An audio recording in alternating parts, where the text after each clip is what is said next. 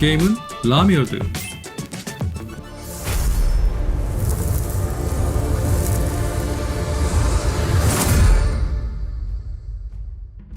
We felt that this is the moment to tell the story with Siri. She's been through a lot. She has a strong moral compass, I would say, and she can use these emotions to act. Siri is all about becoming the Witcher, and she is very determined to follow this path.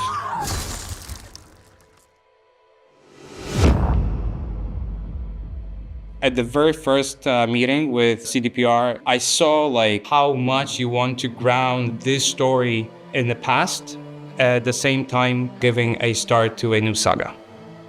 We were thinking in this story that Mioni and Ciri are a little bit mirrors of each other. The traditions of Stromford essentially mean that Mioni has to be sacrificed. That's her destiny, and she accepted that destiny. Ciri is known as someone who does not accept destiny. She fights back at it. Ciri was exactly feeling what Mioni could feel. Even just looking at her, hearing, her voice trembling when she goes, I shall be, the bringer of salvation. And you can hear that there is a duty in that. There is something you grew up with. There's something you should do, but deep inside, you know that this is bad. So they have a very brief interaction in the woods when she says save yourself, right? That this is something that your older sister would say, your friend, you're someone close to you. Just from this brief interaction, she can exactly know what she is feeling. And she's like, your life is more important than those stupid superstition that your village grew up with. One of the really important things was for the viewers to feel as Ciri would feel, so you could see how the story unfolds together with her and get the same emotional flow as she would get as she was trying to fix the issue of the village. The way she kills the monster, the way she reacts to the people killing Mioni, it's different than what Geralt would do. She lives through these emotions, she's connected with herself. That's all we wanted. We're to go to the woods, to go to the garden.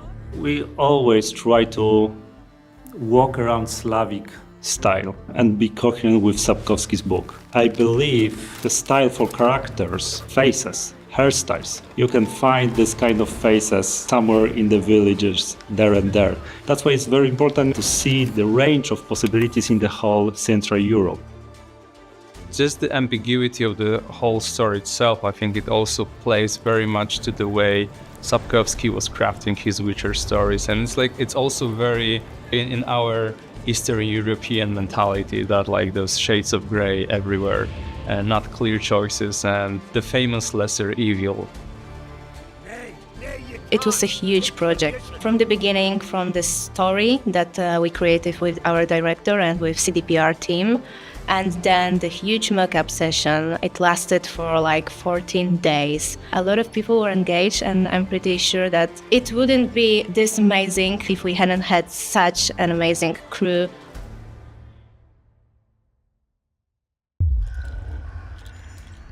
We want you as a viewer to get really into this world, to get close to these characters, to understand what they're going through, because this world is brutal, it's visceral, it's grounded, and we want you to feel it. The whole idea for the trailer was that we want to have natural looking camera, not artificial one, not CGI. That's why we decided to record all those virtual cameras on stage and then later use it. In a trailer, for example, when you see Ciri, when she enters the fog, you can see that she's confused, that she doesn't know where to look, that the camera is more aggressive with motion, and we wanted to express more of this confusion. We wanted to have this glimpse of truth in it. But also there are scenes when magic happens, and then we want to switch from those handheld cameras to more creative one. The style completely changes, so we go with cranes now, we go with dollies. That was quite a lot of work to animate them properly and have this magical feeling to them.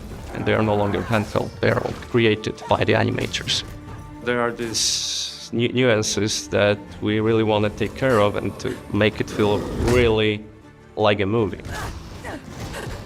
We organized 3 shooting days with rented movie gear. We had lenses that we picked before, and we gather lots and lots of shots with different features on it, like distortions, lens flares, bloom, how the bokeh behaves. Based on that, we could really create digital representation of those lenses, gathering all those features so we can really have something unique, and I'm pretty glad about it because this was something I think pretty extraordinary in a gaming engine.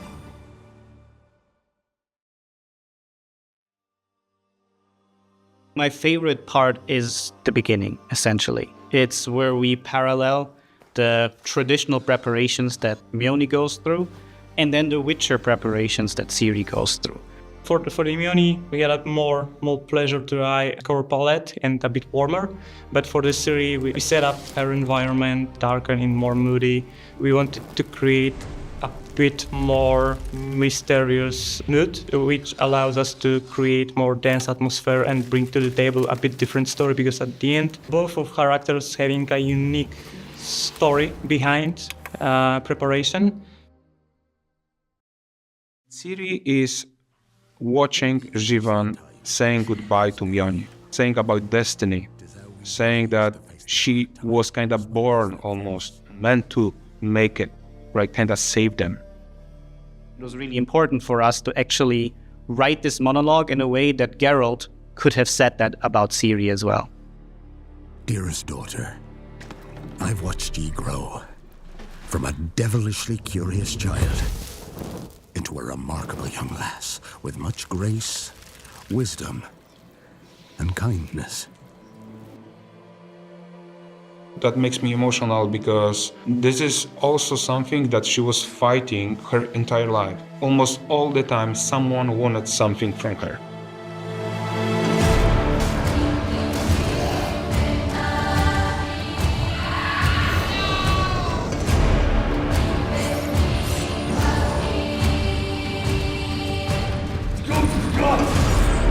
We created a physical representation of Bauk's shoulders and his attacking arms, and having 4 operators, we kind of recreated the whole monster. On the screen, we saw in real time a moving Bauk. We created Witcher-style sequence, just practice it a couple times. We practiced how to move the Bauk, how to synchronize, and it worked beautifully.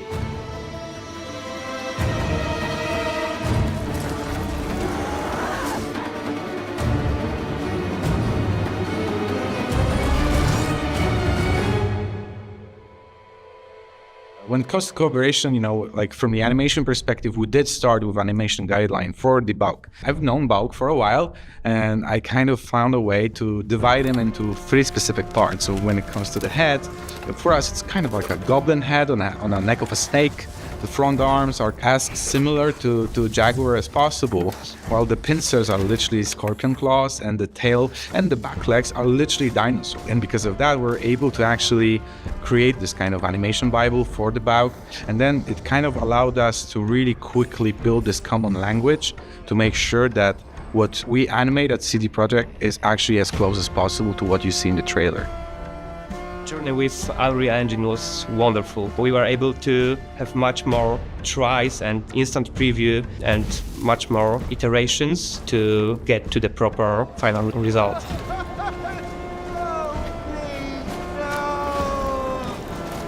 She were to go to the woods. The chosen one. His tradition.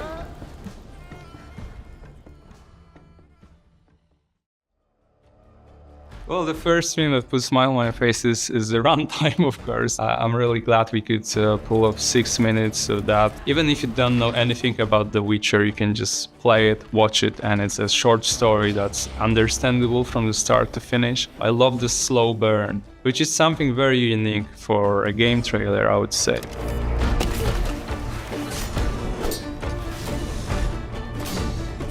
Every movie that we do, our goal is to have the best knowledge of the IP, to stay true to the IP, to understand the vision of the developers, also the purpose of the asset that we're creating.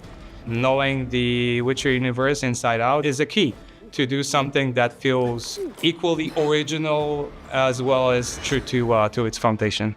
This trailer is an adaptation of a story that we actually want to tell in the game. we're not going to give you a black or white situation. We expect you to consider some situations, make some tough choices. And as an example, that situation that may happen after the trailer is over is such a tough choice. Gods? There are no gods here. There are only monsters.